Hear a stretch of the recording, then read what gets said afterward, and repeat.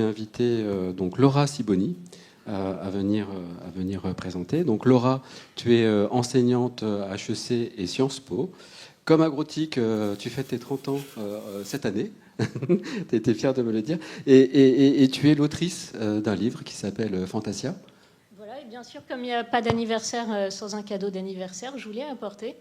Et je l'ai dédicacé donc à Agrotique, en espérant que vous ne fassiez pas une overdose d'IA non plus, parce que j'ai essayé dedans de raconter l'IA, plus que de l'expliquer, plus que de la juger, d'abord de la raconter pour montrer ses différents visages, et vous voyez qu'il y en a beaucoup, différents usages, différents visages, beaucoup d'enjeux qui sont liés à l'intelligence artificielle.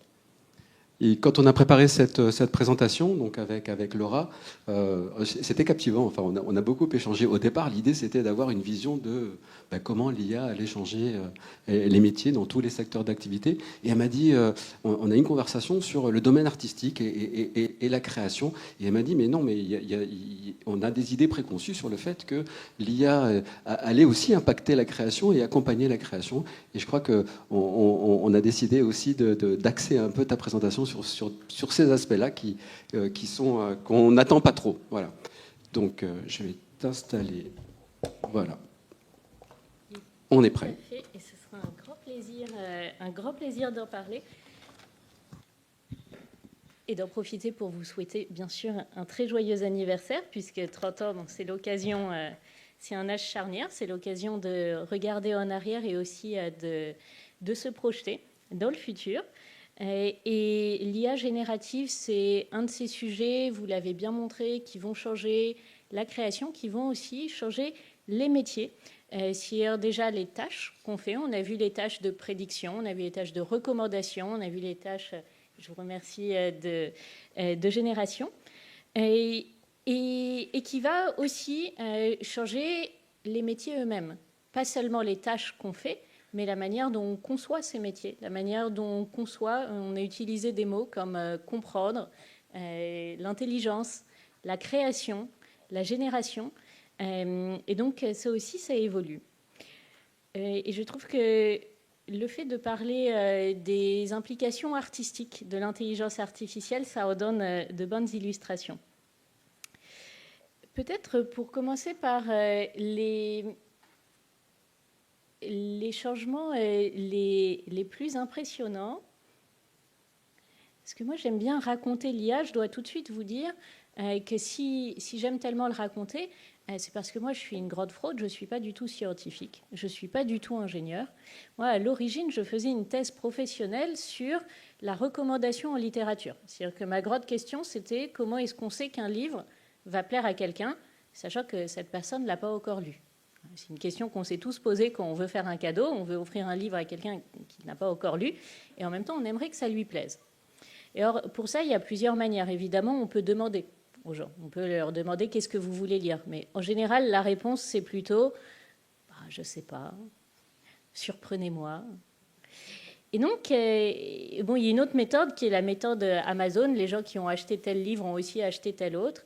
Mais ça, c'est très biaisé. Ce n'est pas parce qu'on a aimé ou acheté Corneille niveau 3e qu'on va aimer Molière niveau 3e. Et donc, je me suis plus intéressée à l'époque, c'était en 2017. Je ne me suis pas tourné les pouces pendant les hivers de l'IA, mais je n'étais pas née. Et je me demandais plus comment est-ce qu'on peut faire un Tinder du livre. Comment est-ce qu'on peut utiliser l'entraînement sur nos propres préférences, mais aussi sur les préférences de nos réseaux d'amis, parce qu'un livre, c'est quelque chose de social, pour pouvoir faire de meilleures recommandations. Et donc, en m'intéressant à cette question, j'ai découvert le travail que faisait Google Agriculture. Est-ce que vous savez ce que c'est ? Ils ne sont pas terribles en marketing. Et à Google Agriculture, donc c'est une petite équipe au sein de Google qui a numérisé 8 millions d'œuvres parmi les plus grands musées du monde, le MoMA, le Met, le musée d'Orsay. Et ces 8 millions d'œuvres, ils se sont dit que ça serait trop bête de simplement les laisser dormir dans une archive. On veut en faire quelque chose. C'est un peu ce qu'a fait PlanteNet, par exemple, avec les plantes, se dire c'est très bien d'avoir la base de données, c'est super de la rendre accessible, mais c'est encore mieux si on peut donner du sens à ces données, si on peut transformer les données en informations. Et donc, ils ont fait plusieurs expériences pour valoriser ces 8 millions d'œuvres et pour trouver de nouvelles connexions entre elles. Alors là, je ne vais pas les détailler, mais moi, c'est vraiment par cette pratique, c'est en travaillant au lab, donc au centre de R&D de Google Agriculture, que j'ai découvert ce qu'est l'intelligence artificielle, mais aussi ce qu'elle n'est pas. Parce que dans un centre de recherche et développement, il y a 90% des projets qui aboutissent à des échecs. Et donc, pour célébrer cet anniversaire en vous montrant par la pratique ce qu'est, mais aussi ce que n'est pas l'intelligence artificielle, et surtout l'intelligence artificielle générative, je me suis dit, on va faire déjà un peu de musique, un peu de danse. Alors, je ne vous demande pas quand est-ce que vous avez utilisé l'IA pour la dernière fois, parce que si vous avez été attentifs, vous aurez tous la même réponse. Quand est-ce que vous avez utilisé l'IA pour la dernière fois ?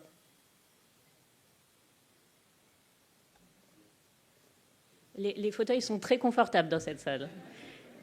Eh bien, si vous avez été attentif à ce que disait Christian, vous m'auriez tous répondu, mais en fait, on est en train de l'utiliser. L'intelligence artificielle, parce que l'intelligence artificielle, c'est aussi les filtres anti-spam. C'est ce qui nous évite en ce moment d'être noyés sous les spams. C'est ce qui sécurise notre compte bancaire. C'est ce qui optimise la recherche sur Internet. C'est ce qui détermine l'information qu'on voit sur les réseaux sociaux. Beaucoup de choses, beaucoup moins glamour que l'intelligence artificielle générative. Mais je voulais commencer par rappeler que l'intelligence artificielle au sens large, c'est l'ensemble des technologies qui vont imiter les capacités cognitives de l'homme à classer l'information et à donner du sens à la donnée. Vous le disiez, le mot est apparu en 1956. Il est apparu au départ avec une idée marketing. Lorsqu'on voit apparaître le mot en 1956, c'est l'organisation de la conférence de Dartmouth, qui, pour l'anecdote, était la conférence la plus coûteuse de l'histoire quand on la rapporte au nombre de participants, et qui avait besoin de fonds, forcément, et donc qui s'est adressé à la Fondation Rockefeller, et pour parler de ce qu'il faisait au croisement de la statistique, des mathématiques et des neurosciences, eh bien, ils ont forgé ce mot d'intelligence artificielle, mais qui vient donc de l'anglais, où on parle d'intelligence au sens où James Bond travaille dans les intelligence services. C'est intelligence au sens de la capacité à classer l'information, à donner du sens à de la donnée. Ce n'est pas l'intelligence au sens de la transcendance créative de l'esprit humain. Et donc, il y avait déjà une dimension marketing dans cette idée de pouvoir imiter sur des réseaux de neurones artificiels les capacités cognitives de l'homme à classer l'information. Ça, c'est pour l'intelligence artificielle au sens large. La révolution, depuis quelques années, c'est une révolution déjà de la capacité de stockage de la donnée et donc une révolution aussi de la capacité de la puissance de calcul, vous l'avez très bien montré. Et donc, lorsqu'on parle d'IA générative, on parle d'une petite partie de l'IA qui s'appelle le deep learning et donc qui va se baser sur ces réseaux de neurones. La partie la plus impressionnante peut-être, et ça tombe bien, c'est la seule qui n'a pas été évoquée jusqu'à présent, c'est la génération de vidéos à partir d'un texte. Donc vous avez montré la génération de vidéos à partir d'une image, la génération de mouvements. Il y en a, alors je me suis dit, là on est tous en période de digestion, qu'est-ce que vous préférez ? Ce qu'on utilise souvent pour mesurer les progrès de l'intelligence artificielle générative en termes de production de vidéos, c'est les vidéos de spaghettis. Parce qu'on aime bien les chatons, on aime encore plus les spaghettis, ça a un meilleur goût. Vous montrer, je vais peut-être vous montrer justement donc une publicité qui a été générée entièrement, cette fois avec intelligence artificielle, à partir d'un prompt qui lui-même a été généré par IA. Donc aucune de ces images n'a été tournée avec une caméra, n'existe réellement. Ce n'est pas le visage d'une véritable personne que vous pourriez rencontrer.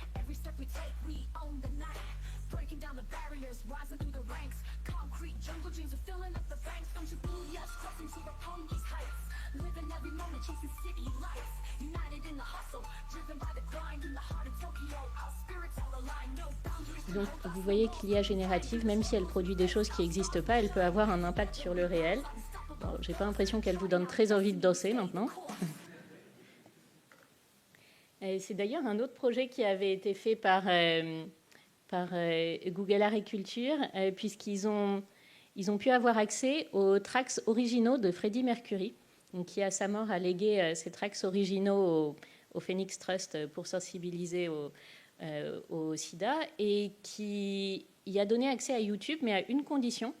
Et cette condition, c'était qu'ils en fassent quelque chose, qu'ils ne le laissent pas simplement accessible sur YouTube, mais que ce soit valorisé. Et donc ça a donné un karaoké qui permet de comparer votre voix, votre chant, aux tracks originaux de Freddie Mercury. Or, on ne va pas le faire. Je vous rassure tout de suite, sauf si vraiment vous insistez. Et on ne va pas forcément le faire, mais donc elle permet de comparer votre voix à celle de Freddie Mercury sur 3 dimensions, le pitch, la mélodie et la tonalité. Et ça, c'est des usages de l'intelligence artificielle dont j'aime bien parler, parce qu'on n'est pas dans la pure génération, on n'est pas dans la création à partir de texte, on n'est pas dans le surprends-moi. On sait déjà ce qu'on veut obtenir de l'intelligence artificielle, et on sait qu'on veut obtenir une comparaison pour valoriser un fond.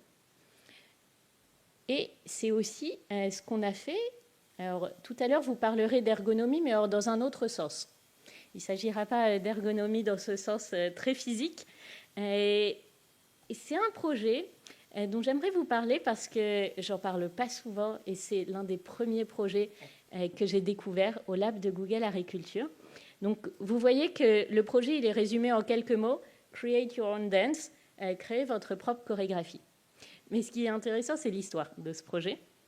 Et donc, puisque c'est Wayne McGregor, le chorégraphe que vous connaissez peut-être, j'allais dire un chorégraphe écossais, mais vous vous en doutez à son nom.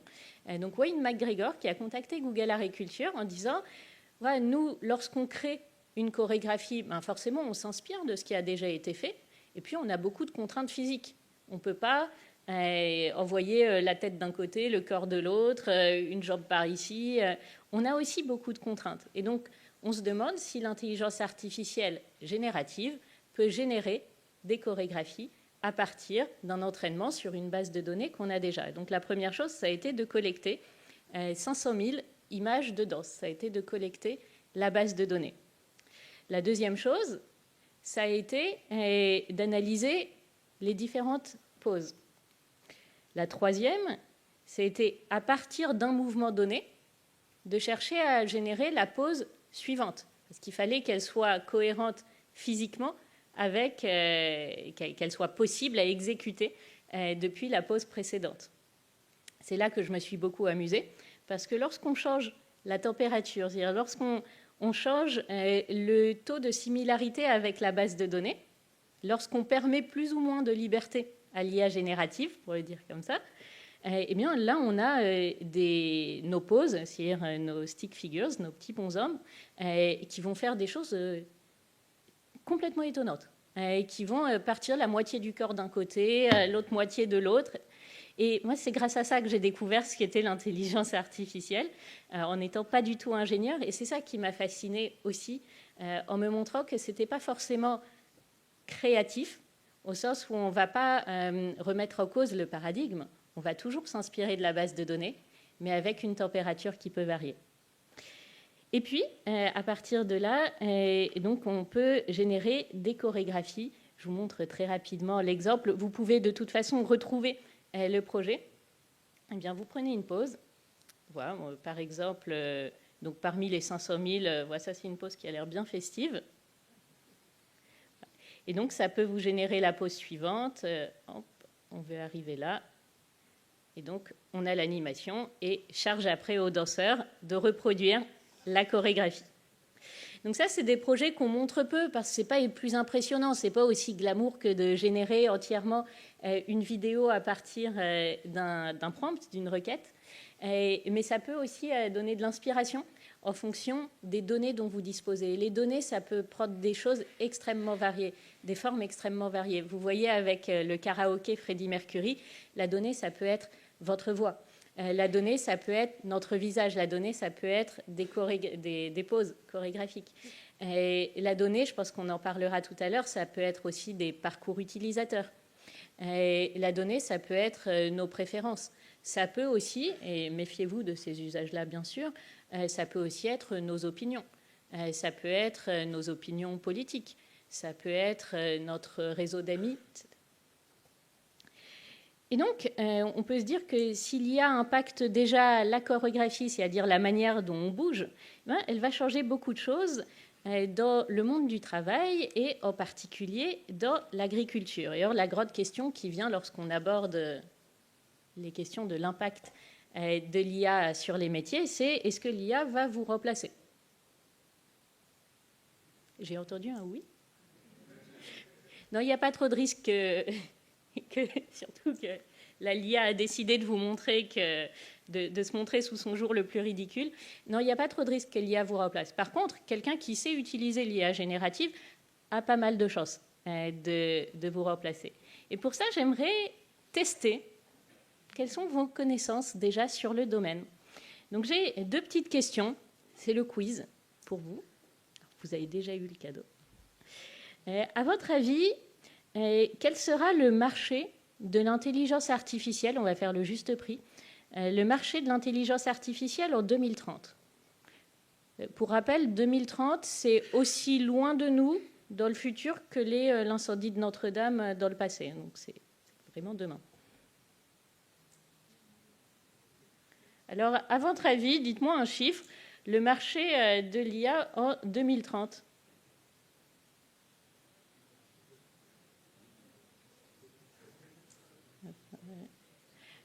1 000 milliards 60 milliards 5 milliards. Alors, moins que 1000, plus que 60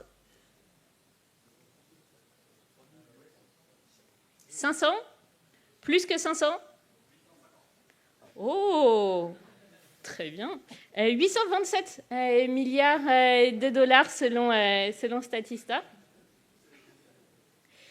Donc, bien sûr, c'est des évaluations. Bien sûr, tout ça, c'est uniquement des prédictions. Vous avez vu que le mot intelligence artificielle prenait des formes très différentes qu'aujourd'hui, dans le langage courant, lorsqu'on parle d'IA, on l'utilise pour dire quelque chose qu'on sait qu'on va pouvoir modéliser, mais on ne sait pas encore très bien le faire.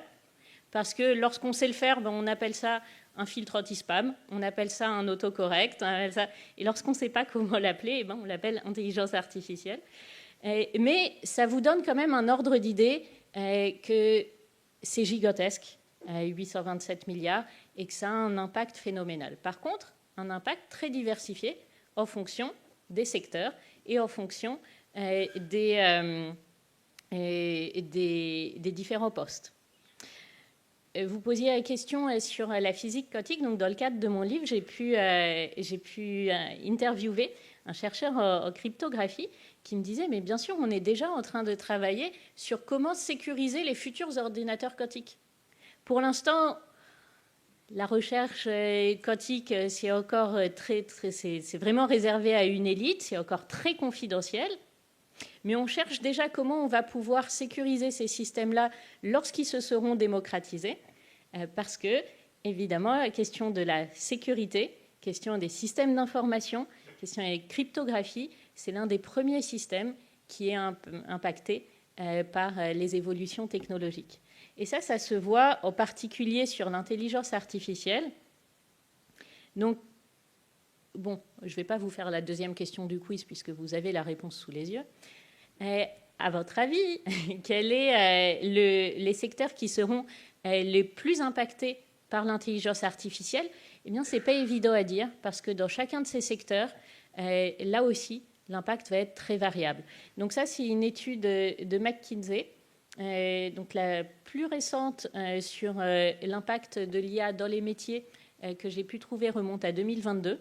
C'est une éternité en matière d'IA. Mais il faut du recul pour mesurer quel est l'impact sur les métiers. On va tout de suite voir pourquoi est-ce qu'il faut tellement de recul. Mais vous voyez qu'un secteur, par exemple, comme la high-tech, télécom, qui va être très impacté sur la question de la prévention des risques. 38%, c'est le plus gros chiffre du tableau. Très impacté sur la question de la prévention des risques, va l'être beaucoup moins pour tout ce qui concerne la partie marketing, vente. Donc, il ne faut pas juste se fier aux gens qui vous disent le domaine des télécoms va être inondé par l'intelligence artificielle, le domaine de l'agriculture va radicalement changer. Je pense qu'il faut voir plus précisément aussi de quelles tâches on parle. Est-ce qu'on parle de tâches de prédiction, de recommandation? Par exemple, on parlait tout à l'heure de l'IA et de la littérature. Ce n'est pas parce qu'on a des générateurs de texte que le milieu de la littérature en soi, de l'édition, va être complètement modifié. Parce qu'il y a beaucoup d'autres tâches qui, elles, ne relèvent pas simplement de la génération de texte. Donc moi, j'invite plutôt à avoir une approche par tâche plutôt que par domaine ou secteur lorsqu'on parle de l'impact de l'IA. Et ça, pour une autre raison. Et j'aimerais vous montrer une vidéo. Donc, vous avez compris que je suis assez gourmande. Et qui a une invention, une IA de Google qui m'a beaucoup plu et beaucoup inspiré récemment, qui s'appelle le Cheese Master. Alors, pourquoi ça s'appelle le Cheese Master ?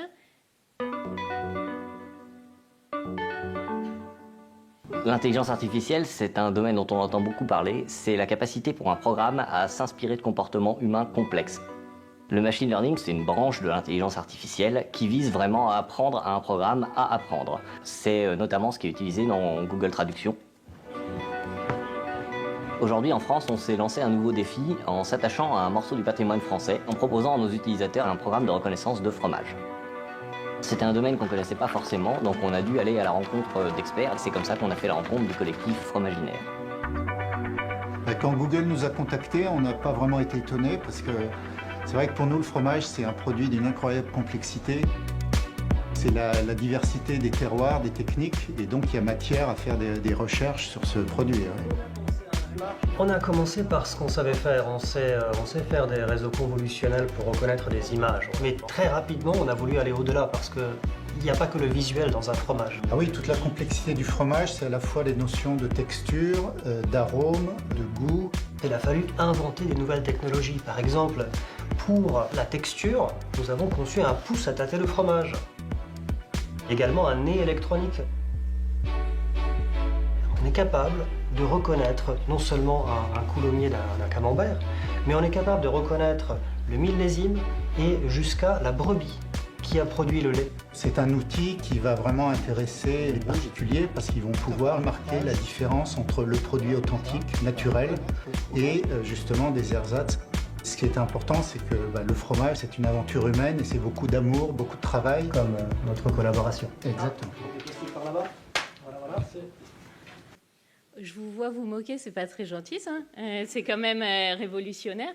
Un outil qui permet de distinguer un coulommier d'un camembert, qui permet de distinguer un fromage authentique d'un ersatz, qui permet de reconnaître jusqu'à la brebis qui a produit le lait, qui a fait le fromage. Alors qu'est-ce que vous en pensez? Ça date de 2017. C'est la préhistoire de l'IA générative, ça. C'est Ah oui. Exactement. Oui, bien sûr, c'était un poisson d'avril qui a été créé par Google en 2017. Et ça n'existe pas. Techniquement, je pense que ça serait possible de pouvoir approcher de ça avec des spectrogrammes. Alors, ça n'existe pas, hein, le pouce à tâter le fromage et le nez électronique. Et pourquoi est-ce que ça n'existe pas? Parce que ça n'a aucun intérêt. Parce que c'est quelque chose que l'humain sait faire et aime faire. Et je pense que ça, c'est quand même la meilleure réponse à ceux qui pensent qu'ils vont être remplacés par l'intelligence artificielle. Moi, je conclus le livre en racontant l'histoire du bon roi Dagobert. Le bon roi Dagobert, donc, qui avait mis sa culotte à l'envers, comme chacun sait, il a plusieurs autres strophes par la suite. Et à la fin, il se retrouve sur son lit de mort et il dit au grand Saint-Éloi « Ne pourrais-tu mourir pour moi ?» Et c'est ça le risque, c'est qu'on demande à l'IA de vivre et de mourir pour nous, de faire à notre place, d'apprendre à notre place. Si c'est synthétiser 1050 pages de documents pour en trouver les éléments intéressants, bien sûr que c'est utile.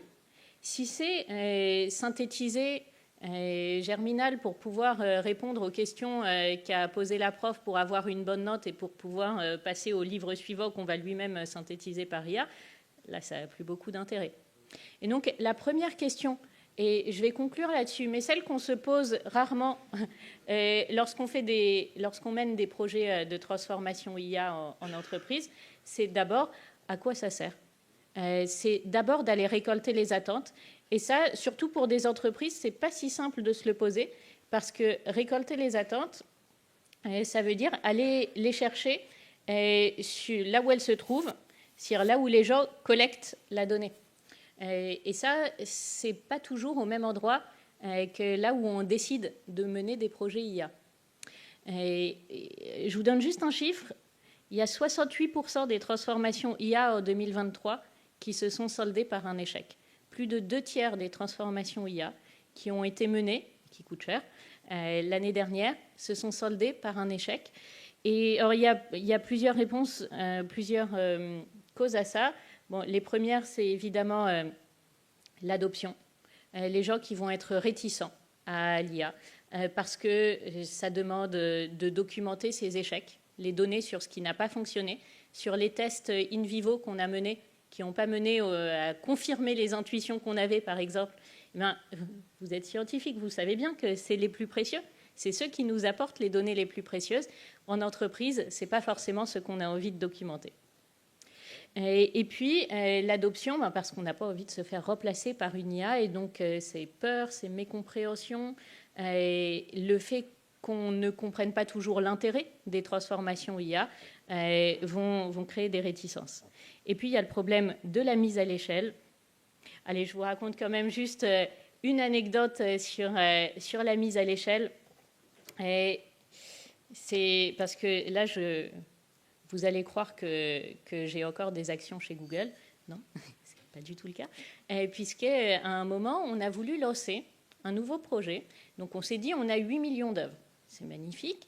On va chercher un moyen de créer le lien avec le public. Et donc, on a mis à disposition un écran sur lequel on pouvait dessiner et trouver le lien entre votre dessin et les 8 millions d'œuvres de la collection. Donc, trouver l'œuvre qui ressemblait le plus à ce que vous aviez dessiné. Trouver le pourcentage de similitude entre votre dessin et la nuit étoilée de Van Gogh. On s'est dit, c'est un super outil d'apprentissage. On va le mettre à disposition des enfants dans les écoles. Seulement, vous laissez un écran et un stylo à un enfant. Soit vous avez des dessins un peu n'importe quoi, soit vous avez des pénis. Et donc, comme on ne voulait pas qu'ils aient toutes les collections d'art contemporain ou la statuaire grecque en gros plan sur les écrans, on s'est dit il faut nettoyer la base de données.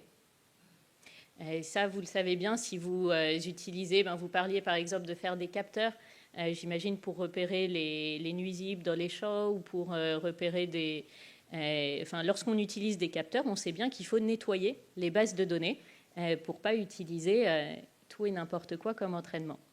Et puis pour ne pas présenter tout et n'importe quoi à la fin, surtout à des enfants. Et donc pour ça, on peut utiliser l'IA. On peut faire un système qui spécifiquement va reconnaître le pattern, c'est-à-dire la logique sous-jacente à la base de données, qui reconnaît la forme d'un pénis. Sauf que c'est coûteux à faire, puisque c'est sur une base spécifique, ça prend du temps, ça demande du temps à des ingénieurs spécialisés.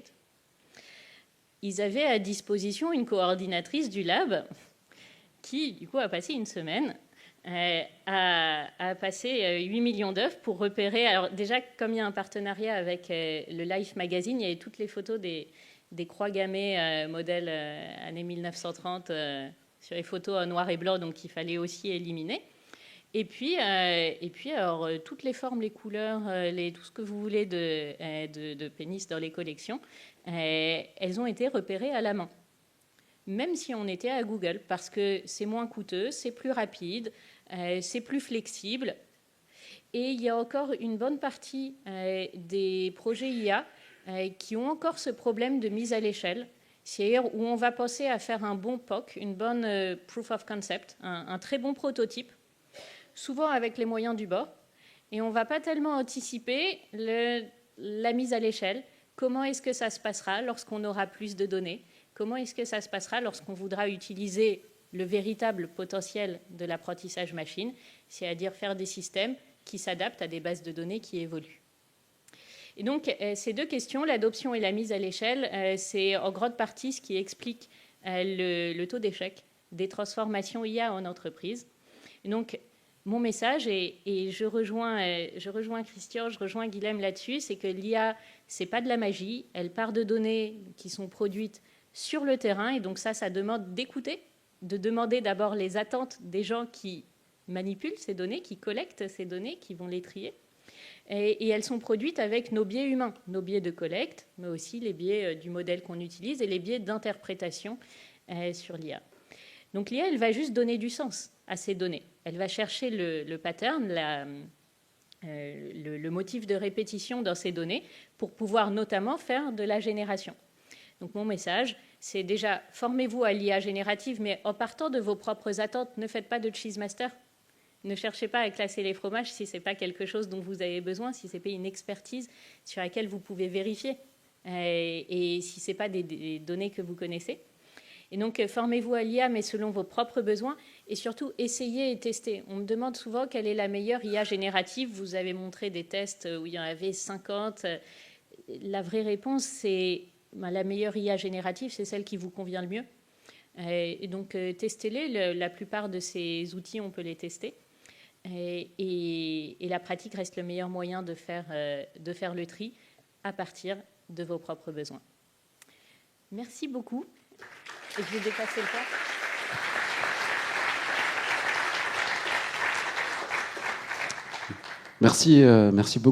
Merci beaucoup Laura pour cette présentation. Tu nous as dépaysés. Voilà, on a pris l'air, c'était super. Est-ce qu'on a le temps pour une petite question ? Oui, Véronique. Là-bas.